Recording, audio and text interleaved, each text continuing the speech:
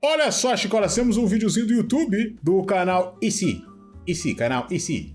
Ele fala que ele tem a dublagem do canal dele sai com essa voz aqui, ó, como vocês conseguem ver aqui. Como alguém pode se tornar papa? Aí ele fez um vídeo aqui, ó, por que é quase impossível virar um papa? A gente vai ver aqui uma série de reacts sobre religião, tá? Mais precisamente aqui sobre as religiões monoteístas aí que tem o Islã, o cristianismo e o judaísmo, né? Que vem tudo do Antigo Testamento e tal. E agora a gente vai ver um pouquinho sobre o catolicismo, vamos ver aqui por que é impossível virar um papa. Bora que vem então, escola? Ou como que vira um Bora. papa? Curioso. É que tipo assim, rapaziada, às vezes eu gosto de trazer uns vídeos que eu vejo em off, né? E alguns assuntos assim que eu vejo em off pra ver se orna aí também com vocês. Então esse é meu objetivo. Vamos lá. Como alguém pode se tornar papa? Simples. Tecnicamente, você só precisa ser um homem católico. Fim do vídeo. Mas a questão não é tão simples quanto parece. A Santa Sé não publica... É mesmo, né? Não pode mulher papa, cara. É foda, né? Não pode. É meio machista. É porque, tipo assim, deixa as mulheres viver, os homens, eles fazem o sacrifício. Papa gay também? Acho que não. É que ele não pode papar nada. O papo tem que ser assexuado, né? A aliança dele é só com Cristo. Bastante complexo. Esta é uma lista dos 264 papas que existiram. E aqui temos o Papa Urbano VI, que faleceu em 1389.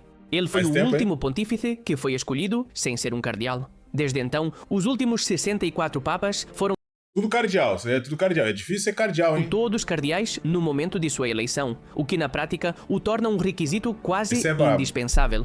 E é que os que escolhem o próximo papa são os cardeais, com o que é quase certo que acabem por selecionar um dos seus.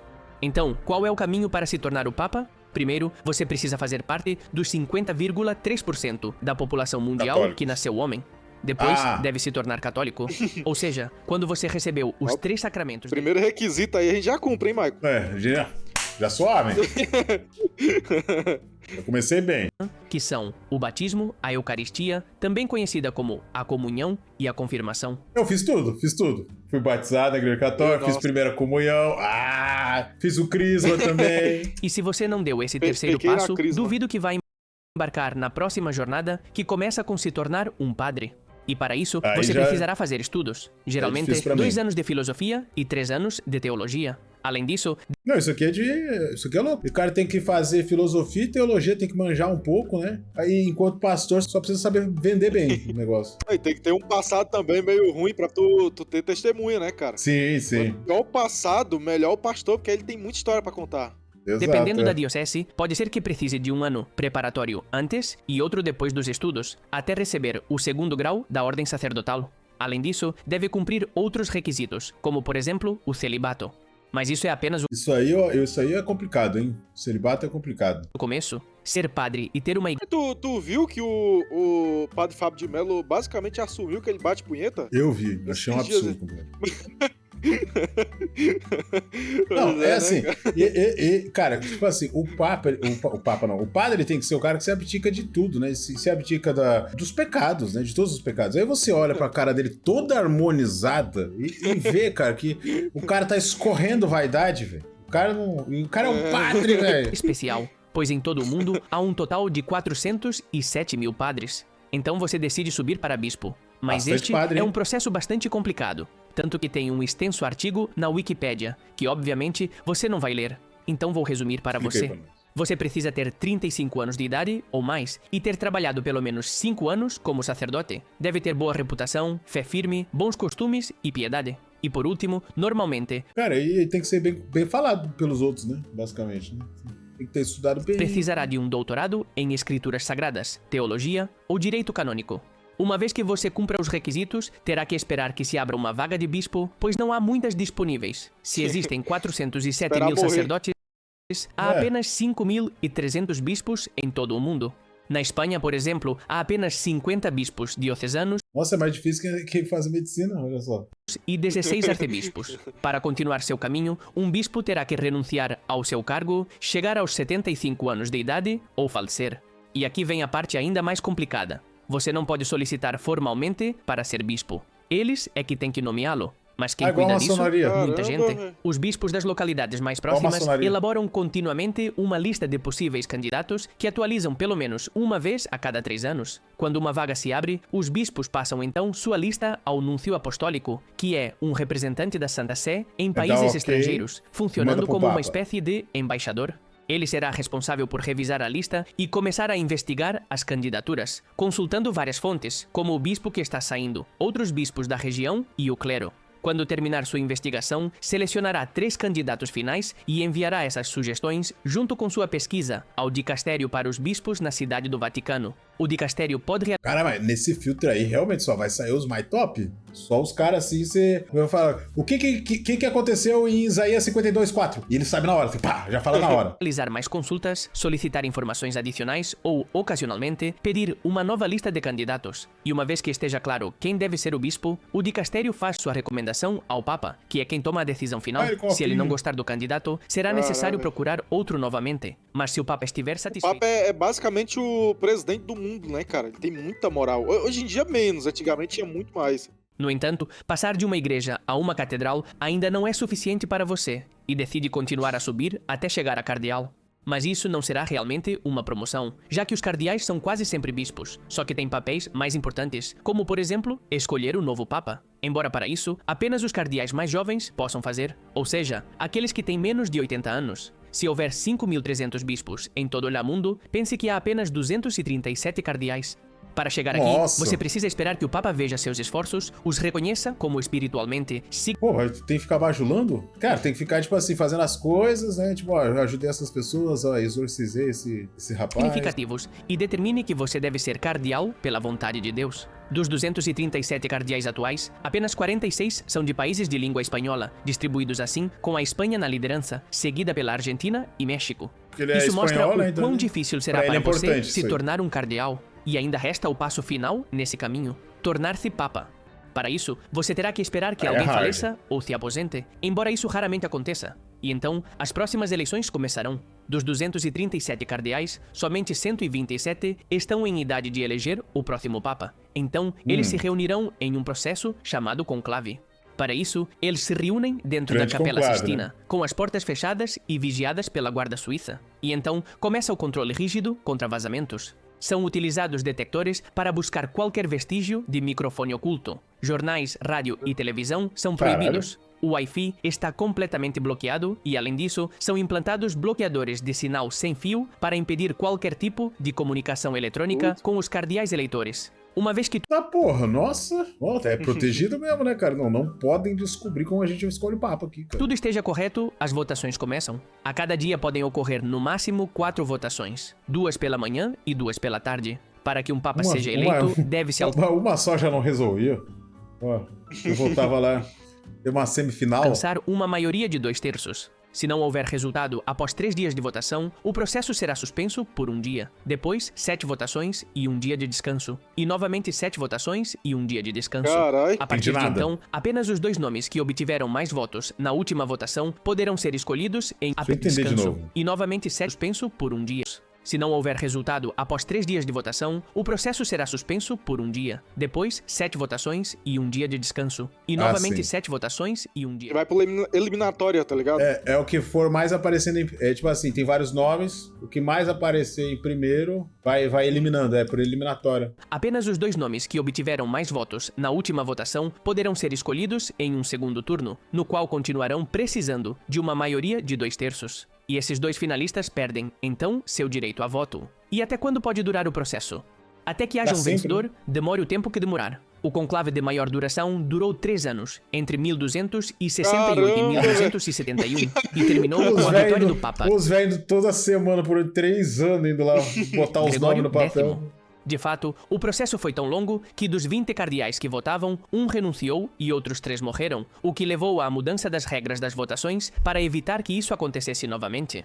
Nos conclaves dos últimos 200 anos, a maioria deles durou entre 2 e 5 dias, e é preciso voltar até o ano de 1831 para encontrar conclaves que duraram mais de 1 mês. E então, o que acontece durante as semanas, meses ou anos em que não há um Papa vigente? Isso é conhecido como sede vacante. E para evitar um vácuo de poder, existem regras detalhadas sobre o que deve ser feito. E a Santa Sé é então administrada por uma regência do Colégio de Cardeais, mas de forma muito limitada. Voltando às eleições, os votos dos cardeais são feitos por meio de cédulas e cada vez que uma votação não consegue os 2/3 necessários, essas cédulas são queimadas na fogueira e da chaminé sai uma... o impresso não é para não ter nenhum tipo de rolo. Massa preta devido aos componentes químicos que são adicionados. E quando finalmente escolhem o próximo Papa, também queimam as cédulas, mas a fumaça será branca, neste caso, pois adicionam outro tipo de componentes químicos. Será então o momento de escolher seu nome papal. Até agora, houve 81 nomes papais, 37 dos quais foram repetidos alguma vez. E os mais comuns são João, Gregório, Bento, Clemente, Inocêncio, Leão e Pio.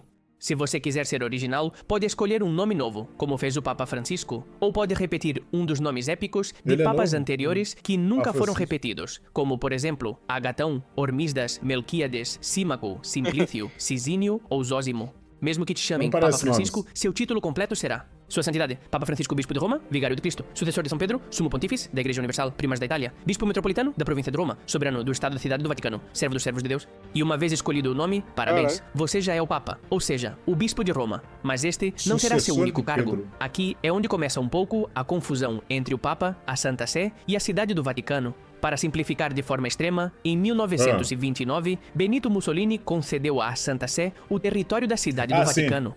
A Santa Sé é uma entidade jurídica própria. Quem a administra é o Papa, e ela está localizada na Cidade do Vaticano, que é um país independente.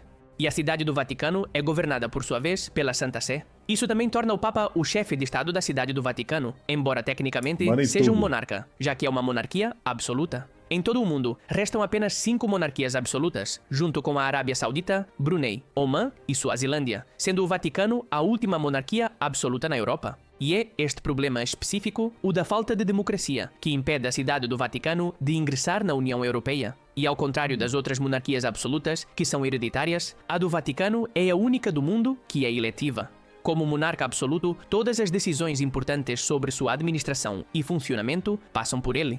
Evidentemente, nossa, é sempre um velho, né? Tem que cuidar de todas as contas da cidade inteira. A Cidade do Vaticano tem um governo formado por cardeais, mas o monarca tem o poder de mudar qualquer decisão que seja tomada. E depois há as relações internacionais, que são mantidas com a Santa Sé e não com a Cidade do Vaticano. E o mesmo acontece com a Organização das Nações Unidas, que tem 193 estados membros e 2 estados observadores, Palestina e a Santa Sé. De resto, a Cidade do Vaticano é mais ou menos um país como qualquer outro. Emite seus próprios selos e placas de carro. Tem o Banco do Vaticano, embora sem fins lucrativos. E também possui sua extensão de domínio .va na internet. E depois tem 2 particularidades a mais: passaportes e defesa. Existem 2 categorias de passaportes. A Santa Sé emite passaportes pessoais, diplomáticos e de serviço, enquanto a Cidade do Vaticano emite passaportes comuns para os seus cidadãos. Dos cerca de 800 residentes que vivem atualmente na Cidade do Vaticano, mais de 450 possuem cidadania vaticana. E quem são seus cidadãos? Ao contrário da maioria dos países, que se baseiam no ius sanguinis, cidadania pelos pais, ou no ius soli, cidadania pelo local de nascimento, na Cidade do Vaticano a cidadania é concedida por ius officii, ou seja, por nomeação para trabalhar e exercer um determinado cargo a serviço da Santa Sé. E quando parar de trabalhar lá, sua cidadania é revogada. Se sua família vive com você, tem que eles ficar também trabalhando recebem. lá pra ter... E entre eles estão aproximadamente 135 guardas suíços, o que nos leva à segunda particularidade, sua defesa. A Guarda Suíça é o menor exército profissional do mundo e foi fundada pelo Papa Júlio II em 1506 para proteger a Santa Sé e também o próprio Papa. Foi dissolvida 3 vezes ao longo da história, mas está em atividade contínua desde 1814. E talvez agora você esteja se perguntando, qual é o salário do Papa? Boa! Verdade, né? Se você está em busca de dinheiro, sinto dizer que o Papa não recebe nenhum salário. Suas despesas de manutenção e outras necessidades pessoais são cobertas pela Santa Sé. E como se isso não fosse suficiente, o Papa Francisco, sendo membro da Ordem Jesuíta, fez um voto de pobreza, ao contrário da maioria dos papas. Isso é uma promessa de viver sem posses pessoais ou comunitarias, dependendo apenas do apoio da comunidade. Agora, eu te pergunto, gostaria de se tornar o Papa? Compartilhe a resposta nos comentários e inscreva-se para ver mais vídeos como este. Melhor ser pastor mesmo, por isso tem tanta gente que prefere ser pastor. Cara, o cara que é pastor, Não tem que seguir todas essas regrinhas. O cara pode roubar dinheiro à vontade, o cara pode casar, o cara pode trair a esposa, pode pegar as fiel. Bem mais suave ser pastor. Poder não pode, né? Mas os caras fazem.